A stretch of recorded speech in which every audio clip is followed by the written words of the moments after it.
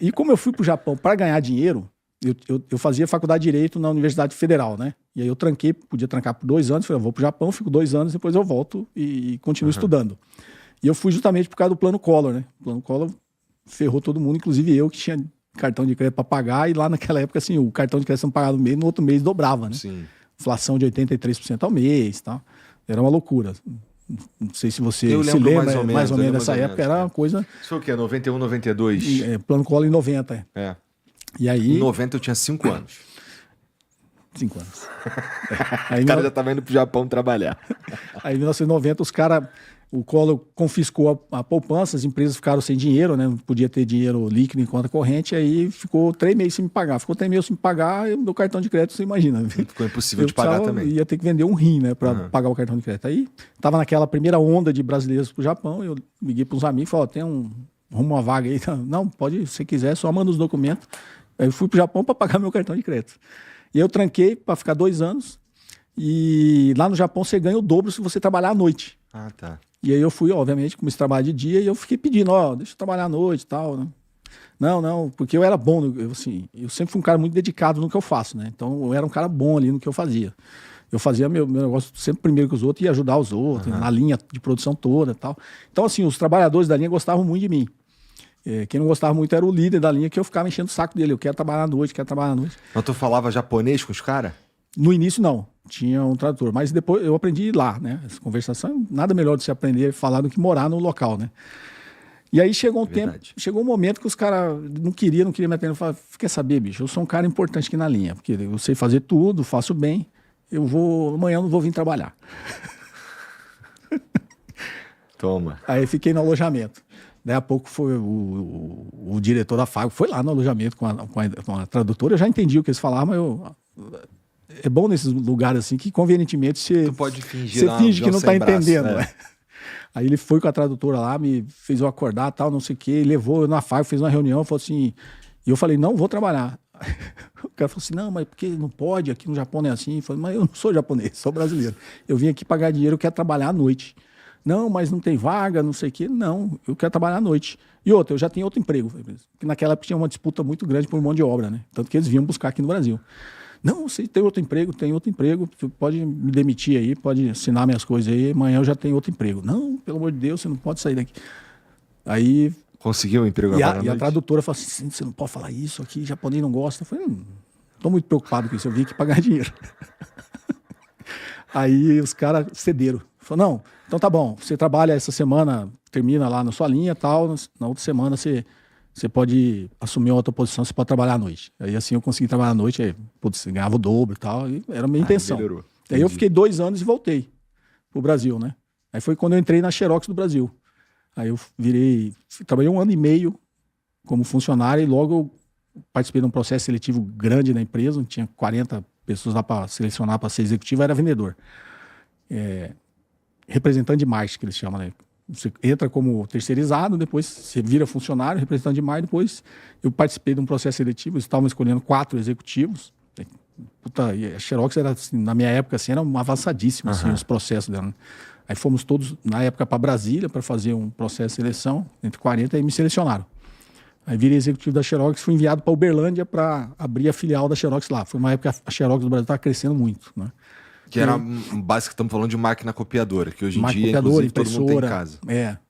E a Xerox, na verdade, na época dominava, né? Na década de 90, a Xerox ainda dominava o mercado. Assim, 90% do mercado era da Xerox ainda, né?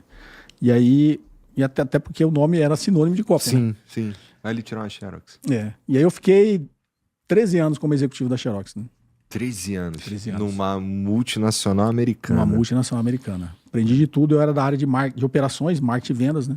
E como é que tu foi parar no mercado financeiro? Cara, logo depois? Eu já operava o mercado financeiro como operador. Eu gostava de fazer operação. Tu mesmo por você, para fazer o teu dinheiro? Eu conhecia bem o mercado financeiro. E quando eu saí da Xerox, eu até pedi para sair, porque a Xerox começou a fazer um monte de reestruturações. Foi quando a Xerox começou, enquanto companhia, a afundar, né? Tanto que a Xerox hoje é case assim, de empresas que já dominaram o mercado e não dominam mais. Como foi a Kodak, né? Na época de máquinas fotográficas, né? Como Filme, revelação. E a Xerox também é um desses casos. Uma empresa que tinha 100% do mercado, que né? O que ela fez de errado.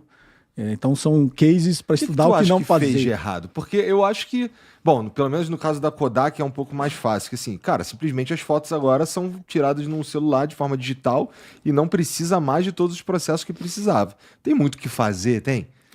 Tem, cara, acho que foi falta de visão. Você sabe que a Apple nasceu, você pegar os filmes que já fizeram sobre Steve Jobs, e ele mesmo fala que ele pegou as tecnologias dentro do laboratório da Xerox, né?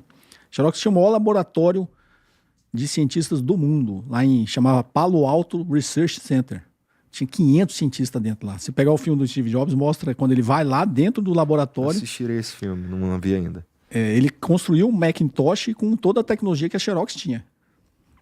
E a Xerox tem até uns documentários mostrando os próprios engenheiros da Xerox ali meio ressentida com a própria empresa de não ter utilizado aquela tecnologia e ter deixado o Steve Jobs usar a tecnologia, né? Entendi. Tem os filmes do Steve Jobs, mostra ele indo lá. Então houve vacilação mesmo. Os cara tinham como se adaptar e não correr atrás. Tinha, porque a Xerox ela tinha uma visão muito que o mundo ia ser copiador e impressora. Então tudo que era desenvolvido de tecnologia, eles achavam que aquela tecnologia tinha que ser incorporada na copiadora e impressora e não criar uma outra coisa. O touchscreen que tem no telefone foi inventado pela Xerox, né? Você pegar as máquinas, nessa época, antes de surgir tudo isso aí, as máquinas Xerox tinham touchscreen. Você selecionava as coisas, tudo no touchscreen. Os ícones foram criados pela Xerox. A interface gráfica foi criada pela Xerox. O mouse foi criado pela Xerox. O mouse? O mouse. Tudo isso tem, né, nessa história, nesse filme do Steve Jobs, mostra tudo isso, né? Ela já tinha inventado tudo isso. Só que o Steve Jobs foi lá e falou, opa, isso aqui tem uma outra aplicação. Uhum. Tem até um vídeo no YouTube que é conhecido de uma discussão, uma conversa entre o Steve Jobs e o Bill Gates, né? E os dois acusando, não, isso aí você roubou da Xerox. E o Steve Jobs falando pro Bill, não, mas isso aí você roubou da Xerox. Porque a Microsoft surgiu também quando o Bill Gates pegou a tecnologia dos ícones da Xerox e conseguiu organizar num sistema, né? E fez o Windows. Então, assim, praticamente toda a tecnologia que a gente tem hoje nasceu nos laboratórios da Xerox, só que a Xerox não soube aproveitar, né? E aí o segundo passo que ela deu, que ela fundou de vez, foi quando ela não viu que o mercado ia se descentralizar. A Xerox ainda acreditava muito no mercado centralizado.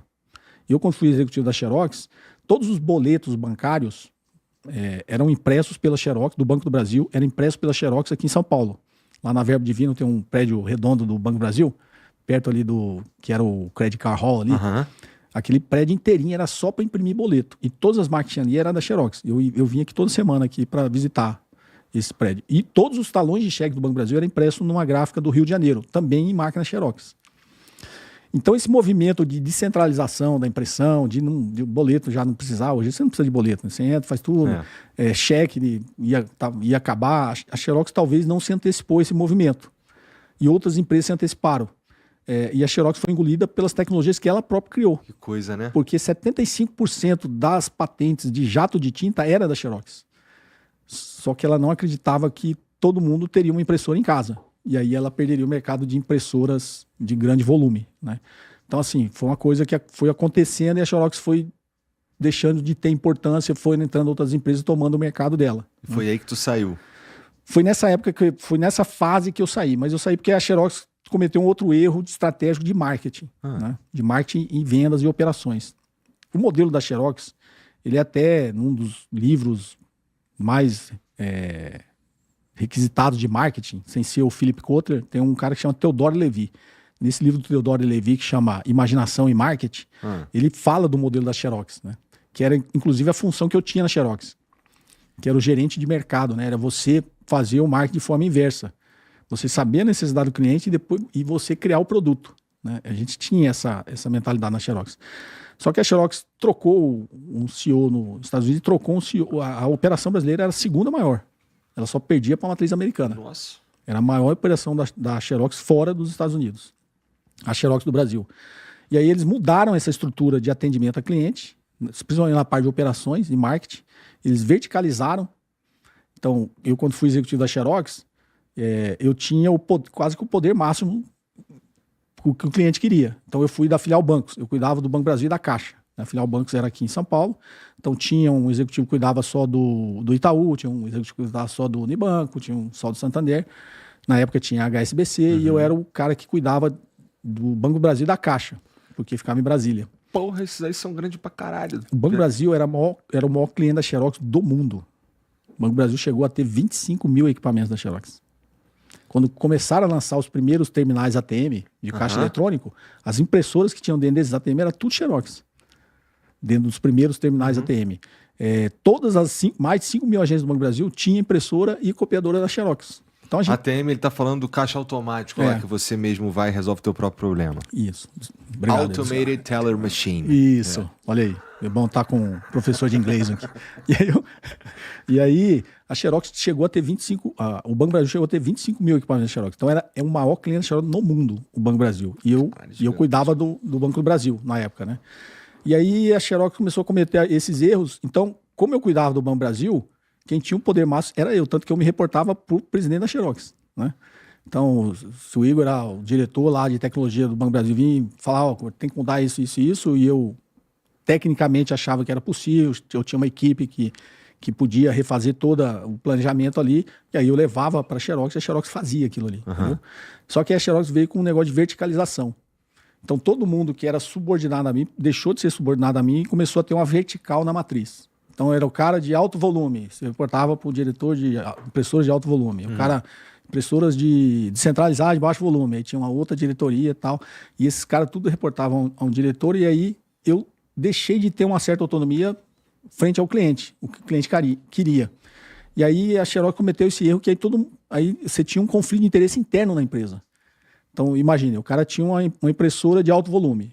Tinha um cara que tinha interesse da Xerox de manter a impressora de alto volume. Aí o cara de pequeno volume tinha interesse de descentralizar. E aí começou a virar uma bagunça sob o ponto de vista do marketing e de operações. Aí a Xerox cometeu um outro erro, trouxe um francês para ser o presidente da Xerox Brasil. Aí esse francês, cara, foi por causa desse cara que eu saí da Xerox. Depois ele saiu, foi demitido, foi até processado por assédio moral, assédio sexual. Nossa, o cara era escroto contigo. O cara era um boçal, cara. Ele quando chegou no Brasil, aí ele falou assim, ó, quero ir lá no Banco Brasil. Ele achava que... E aí eu sempre fui meio, assim... Eu sempre soube, assim, das relações que você tem que ter e da humildade que você tem que ter com o cliente. Eu falei assim... pro vice-presidente da Xerox, falei assim, cara, o nome desse cara era... Não vou falar o nome dele, mas o primeiro era François, não sei. Aí eu peguei e falei assim, fala pro François que não é assim não, o Banco Brasil não é banca de revista, assim, eu quero ir lá amanhã. Não é assim, né? Tem que marcar, a gente tem que ter um planejamento e tal. E eu tinha um bom relacionamento com o presidente do banco, eu tava no Banco Brasil todo dia, né? E aí eu fui, na época o presidente do banco chamava Cássio Casseb, era um cara que tinha vindo do mercado, era um cara muito bom. E aí eu falei assim, se quiser eu marco daqui um mês e tal. E esse presidente do Xerox falou, não, você tem que ir lá, eu quero ir lá semana que vem. Não é assim. E aí esse vice-presidente falou, pô, como me ajuda aí, o cara tá me enchendo o saco que ele quer ir. Eu falei, então faz o seguinte, eu vou mandar um material, a gente era muito organizado, né? Sobre estrutura de vendas. Aí eu tinha tipo um relatório, assim, com várias páginas sobre tudo sobre o Banco Brasil, todo o parque de equipamentos, cada contrato, cada tipo de relacionamento que a gente tinha, uma estrutura de relacionamento com o banco, com quem falava, quem influenciava, tinha tudo isso aí, né? Que a gente...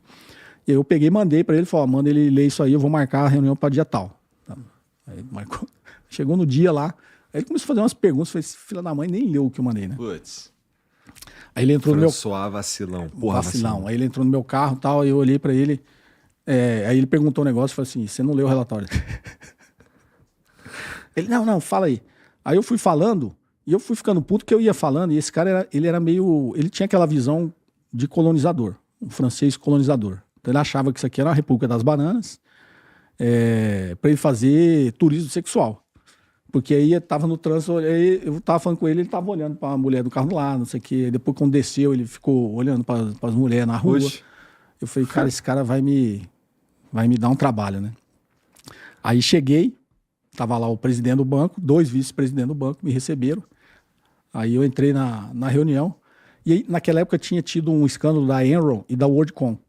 A Xerox, eles até tentaram envolver, mas a Xerox foi a empresa que ajudou a desenvolver uma lei que chama SOX, que é Sarbanes-Oxley. É uma lei que restringe muito você ter fraude contábil em empresa, justamente pelo escândalo da Enron e da WorldCom. E aí, nessa Sarbanes-Oxley, você tem muitas coisas que você não pode antecipar para o mercado, tipo, qual vai ser seu lucro, qual vai ser seu, assim, publicamente. Mas, óbvio, entre 2 presidentes você pode falar, né? Aí o presidente do Banco do Brasil perguntou assim, Não, na hora do quebra-gelo, né? Mas vem cá, quanto vai ser, né, o faturamento da Xerox esse ano e tal? Aí esse Francisco pegou, olhou pro cara e falou assim, não te interessa. Oxi. Aí ficou esse silêncio assim, 1 minuto de silêncio, todo mundo.